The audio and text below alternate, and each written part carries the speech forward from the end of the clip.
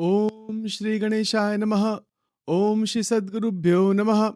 Om Gurur Brahma Gurur Vishnu Gurur Devo Maheshwaraha. Gurureva Param Brahma Tasmai Shri Gurave Namaha. Sarva Mangala Mangalle Shive Sarvartha Sadhike Sharanye Trambake Gauri Narayani Namostute. Om Aim Hrim Klim Chamundaye Viche. Om Gunatitoksharam Brahma Bhagavan Purushottamah Jano Janandidam Satyam Uchyate Bhava Bandhanat Om Bhagavate Shri Swaminarayanaya Namaha Shri Lakshmi Narayanaya Namaha Shri Radha Krishnaya Namaha Om Namo Narayanaya Om Namo Bhagavate Vasudevaya Namah Shivaya Shri Hanumanji Maharaj Ki Jai. Welcome to Nitya Satsang. Today is the 11th of December 2024. I want to offer my prostrations to all the great sages and to Bhagavan residing in the heart of every being. We're continuing to examine basic ideas, foundational concepts, and terminology that is used in Advaita Vedanta. We have looked at the 6 Urmis, and we could spend a lot more time looking at them, but we're going to move ahead into some new concepts. Not new so much, but just additional terminology that actually just all ultimately refers to only one truth, that we are Brahman, we are the consciousness, that is divinity. This is the basic contention of Advaita Vedanta. So today, there are 3 terms that I want to introduce to you, and that is Anubhav, Yukti, and Shruti. 3 terms are there. So the concept of Anubhav, meaning direct experience, Yukti is logical analysis, and Shruti is scriptural authority. This is central in many philosophical systems, particularly Advaita Vedanta and other schools of thought. These elements form a synergistic framework for understanding and realizing ultimate truth, that they come together. That is Anubhav, Yukti, and Shruti. These 3 elements form a synergistic framework. Well, how do they do so? Anubhav is direct realization, direct experience. So this refers to personal, immediate experience that transcends intellectual or verbal descriptions. For example, at nighttime, let's say I have had some dream or several dreams at nighttime. Let's say last night, for example. And I remember, but that experience of dream is Anubhav. It is real, it's first person. I can talk about it, intellectually explain it, try to grasp it, analyze it, describe it. That is all secondary. That is not Anubhav. That is a description of the Anubhav. Right? So Anubhav refers to personal, immediate experience that transcends, meaning transcends means goes beyond intellectual or verbal descriptions. All of life is Anubhav. Jagrata, Sapna, Sushupti, Avastha, everything we experience in life is only Anubhav, Anubhaviye. But in terms of Vedantic realization, the Anubhav of the Atma Tattva, the Anubhav of consciousness, the Anubhav that is consciousness only, that is our Chaitana, that is the divinity within. So that is what the word Anubhav means. And it's very interesting because we are in the midst of dynamic activity day to day. But in the midst of that dynamic activity, mentally, physically, verbally, in so many ways, there is the possibility of realizing the Atma. The Atma is Satchidananda. It is divinity itself. There is that possibility. But to realize that, the spiritual practice of being in a state of Anubhav, it has to do with experiential realization of Satyam, of truth. What is the truth behind my experience in life? For example, take the dream example. We have a dream at nighttime, we wake up from that in the morning, and the dream is gone, of course. But what is the relative truth to be understood? The dream is there. Who is the dreamer? See, there's the dream, there's the dreamer, and there's the dream maker. Who made that dream? How did that dream come about? Where did it come from? So this type of analysis is yukti, which signifies the reason and intellect to analyze and understand our experiences in life, and the Shastras. That is called yukti. Yukti means logical analysis, logic, using buddhi, intellect. You see, so Anubhav and yukti go together. Now the third part is Shruti, scriptural authority. What do the Shastras say? Shastra, something is called a Shastra if it is spoken out of spiritual realization. Bhagavad Gita is considered Shastra. Vivek Chudamani is considered Shastra. Vachanamrut is considered Shastra. New Testament is considered scriptures in the Western traditions. Why? Jnaneshwari is considered Shastra. We don't just say it's a book or something like that. No. Shastra means that truth that has been described, written down in Sanskrit or other languages, that is coming out of the Atmic, Brahmic realization of the rishis, of the sages. And from that realization, they have spoken. And that it is written down.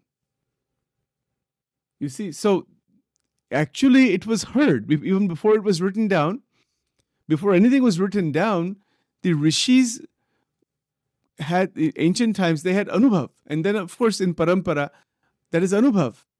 But Anubhav of that ultimate reality. So that which is revealed to them, it's a revelation in that sense. But I'm careful to use that word. It's used a little differently in the Eastern traditions. That the aparoksha, that apaurushaya means not created by the human being. That the Vedas are apaurushaya. Upanishads are apaurushaya. They are revealed in the mind of the rishi. Flashes of understanding, flashes of truth. That much we can understand, but these are actual Veda mantras and all that were revealed inside the rishis' minds by their sadhana and all. So that is called Shruti. Shruti means knowledge revealed in the Vedas, considered eternal and apaurushaya, not of human origin. Shruti provides the foundational truth and guidance for spiritual inquiry. Because that Shruti that was heard, then that was chanted, that was brought down into this world, that opened the doorway into the realization of the Brahman. It is the mystical realization, the mystery of who I am, what I am, where did I come from, what is existence, what is reality. So it is an exploratory urge. There are many pathways that are shown. But when we combine Anubhav, Yukti and Shruti, what do we have? We have a nice combination that really allows any seeker to break through the illusion that is Maya. For example, Shankaracharyaji's guru, Gauda Padacharya wrote a fantastic scripture called Mandukya Karika. It is available on YouTube. Swami Sarvapaniyanandaji has given a whole exposition on this Mandukya Karika. He's given a pretty good exposition. So that's an example. So Gauda Padacharya gave his commentary on the Mandukya Upanishad called the Mandukya Karika. And out in that exposition, in that explanation, analysis, commentary, tika, he has brought out a doctrine known as Ajatavad. Hativada, Ajativad or Ajatavad. It is a doctrine of non-origination, another technical word to write down if you're taking notes. Ajatavad, Ajativada. It means that there is no creation at all. Unborn. There is only and only and only the one Brahman and nothing else. Everything is just an illusion. Now he establishes this in his commentary, and he states that the unchanging and the perceived world of reality, Brahman is unchanging, but the perceived world of multiplicity is an illusion born out of agnan, born out of ignorance. It's just somehow this agnan is there. But once that agnan goes away, that avidya goes away, there is only the one. So by stating that the universe has no real creation, Gaudapad challenges the very basis of dualistic and causative frameworks, offering a radical non-dualistic vision that deeply influenced Shankaracharyaji's Advaita. So Gaudapadacharyaji was Shankaracharyaji's guru's guru. And this Mandukya Karika is a very significant commentary based on the Mandukya Upanishad. And it is from there that this fantastic truth that he brings about, that there is no creation, destruction, sustenance, it's not there. But he's speaking from the highest of consciousness. When we reach that height of realization, there is no creation. It goes away. It seems to go away. It's there, but it's also not there. That's the amazing thing. It's like a dream, similar to like a dream. Dreams are there to some extent, they're there, and then they're also not there. Did we wake up out of it? Where are they? Where do they exist anymore? A dream that we've had 5 days ago, where does it exist now? It's gone. It doesn't have any existence. Similarly, this Jagrat Avastha is like a bigger dream. It's not a dream really. It is much more consistent and static and real compared to the Swapna Avastha. But it is like a dream. It's not again, the word dream is not the best word for that in terms of like, how can we say it? Let's put it another way. We could say that it is the dream of Brahman, our life and everybody else's life.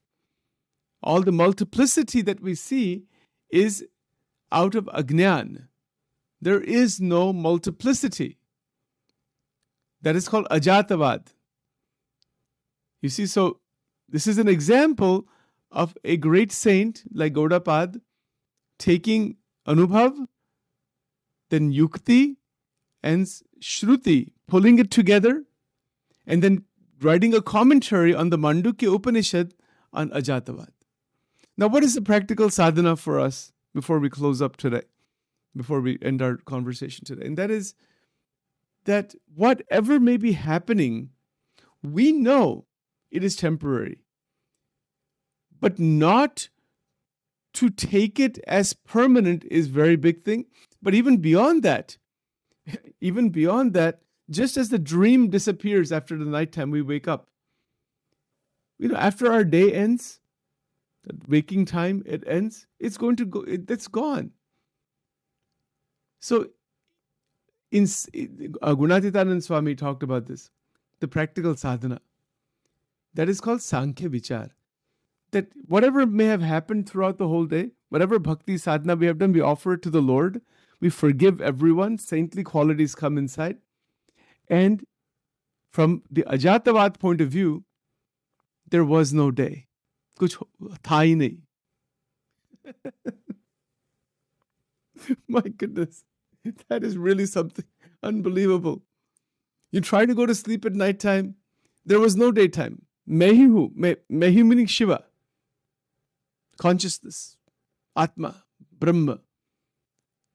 भगवान का स्वरूप ही है बस और कुछ नहीं था ही नहीं there was no day. Even Sachin is speaking right now. It is an activity out of the forces of Maya. There's no speaking, there's no listening, there's no hearing, there's nothing. There's only the one that is appearing this way. It's an appearance. This is called Ajatavad. Incredible. Amazing.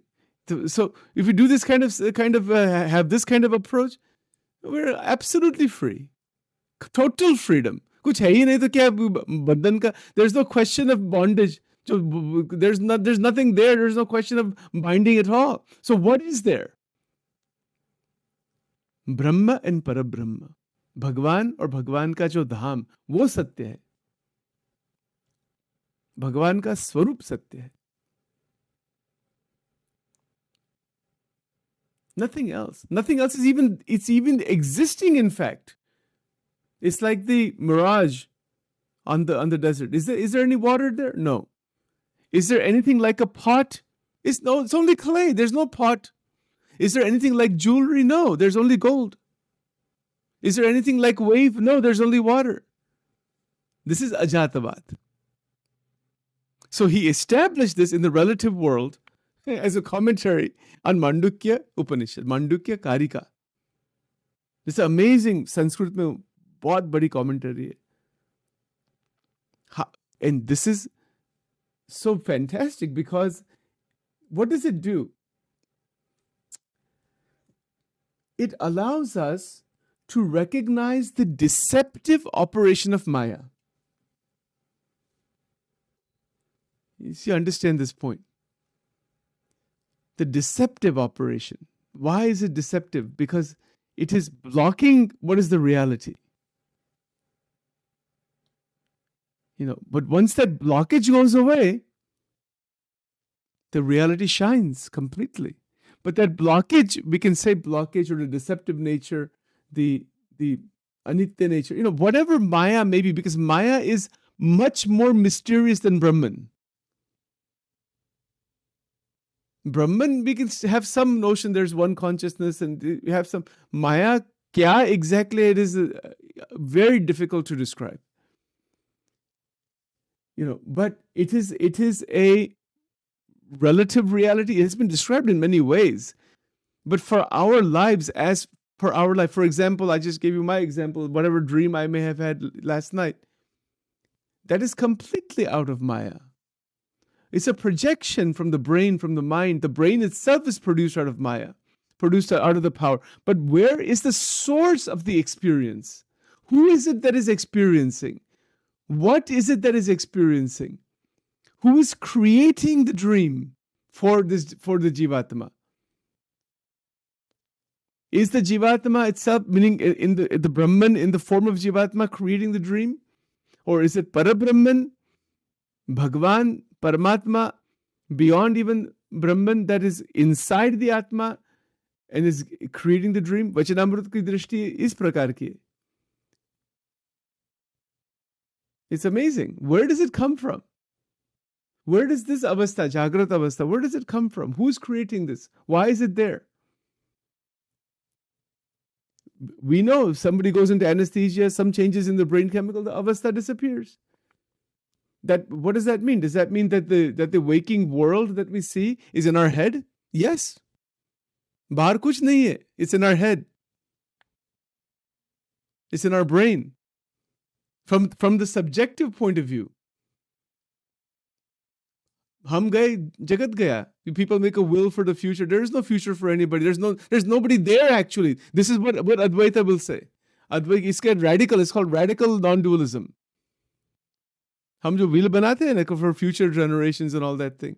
But once we are gone, there's no future generation. There's no jagati nahi hai. If you are Brahman, if you realize a Brahman, baki rehta hai sab kuch.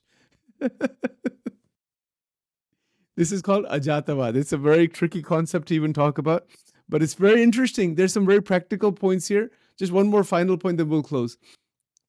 That don't be burdened by anything. That's the practical teaching in our lives. Burden nahi rakhna. As the day ends, rest in the murti of God. Bhagwan ka swarup mein aaram karna. Not in the chaos of the Jagrat Avastha. Somebody said this and this happened and that. All this stuff is recorded inside. Leave it alone. Leave it be. They don't push anything away. Leave it alone and just dive back into consciousness. I am, Soham, Shivoham, Namah Shivaya mantra rakhna. Like this, dive back into natural consciousness. The Swapna Avastha leen ho jati. Swapna Avastha nikal hi jati at some point. Once you are more advanced. Or then At some point, eventually, the Atma will reveal itself. And that is Anubhav, aparoksha anubhuti. और जब आत्मा का साक्षात्कार होता है वो तो प्रश्न ही, you're completely liberated. The whole, it's a play of Prakriti only. It's a child's play. It's a play of Brahman. We'll talk more about it in subsequent days. Om Dhyanamulam Gurur Murti Mantramulam Gurur Vakyam Pujamulam Gurur Padam Mokshamulam Gurur Kripa Tameva Mata Chapita Tameva Tameva Bandhusha Sakha Tameva Tameva Vidya Dravinam Tameva Tameva Sarvam Mama Deva Deva Om Aim Rim Klim Chamundaye Viche Om Shri Radha Krishna Arpanamastu.